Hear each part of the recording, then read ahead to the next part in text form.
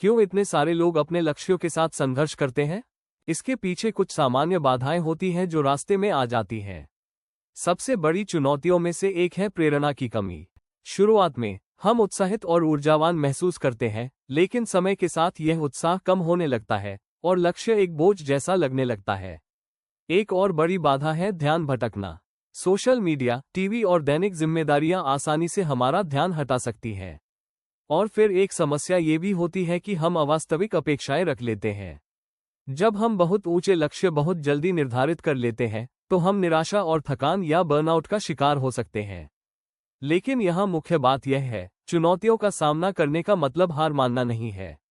इसका अर्थ है अपने दृष्टिकोण को समायोजित करना।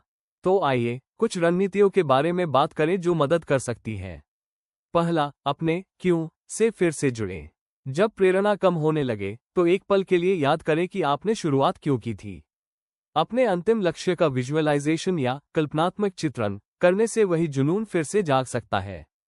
इसे करने का एक तरीका है विजन बोर्ड बनाना, जिसमें ऐसी छवियां और शब्द हों जो आपके लक्ष्य को दर्शाते हों। इन याद दिलाने वाली चीजों को रोज देखना आपके फोकस को मजबूत बनाए रखता है। इसके बाद इसे और छोटे हिस्सों में बांट लें। यदि आपका लक्ष्य बहुत बड़ा और भारी लग रहा है, तो इसे छोटे और प्रबंधनीय चरणों में विभाजित करना सबसे अच्छा होगा। उदाहरण के लिए, मुझे एक किताब लिखनी है कहने के बजाय ये तय करें कि मैं हर दिन 300 शब्द लिखूंगा। छोटे छोटे जीत के पल गति बनाते हैं और आपको ये प्रक्रिया स्वाभाविक लगने लगती है। एक और प्रभावशाली रणनीति है एक जवाबदेही साथी या अकाउंटेबिलिटी पार्टनर खोजना।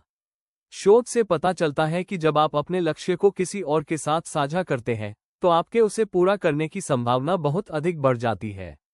यह व्यक्ति आपका दोस्त, सलाहकार या कोई सहायता समूह हो सकता है, कोई ऐसा व्यक्ति जो आपको ट्रैक पर बनाए रखने में मदद करे और प्रेरित करे। इसके साथ ही नम्रता को अपनाना भी जरूरी है। अगर कुछ काम नहीं कर रहा है, तो अपने दृष्टिकोण को बदलने से न डरें।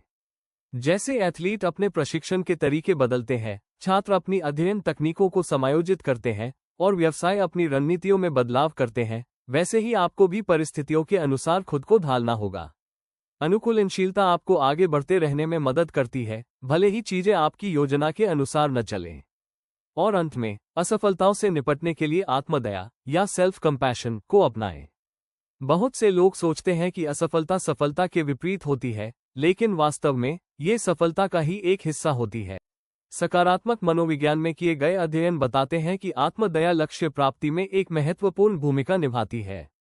जब चीजें गलत हो जाती हैं, तो खुद की आलोचना करने के बजाय एक कदम पीछे हटें, स्थिति को स्वीकार करें, उससे सीखें और आगे बढ़ें। इन रणनीतियों का उपयोग करके लक्ष्य पर टिके रहना आसान हो जाता है। लेकिन हम ये कैसे सुनिश्चित करें कि लक्ष्य निर्धारण केवल एक बार की प्रक्रिया न रहकर आजीवन आदत बन जाए?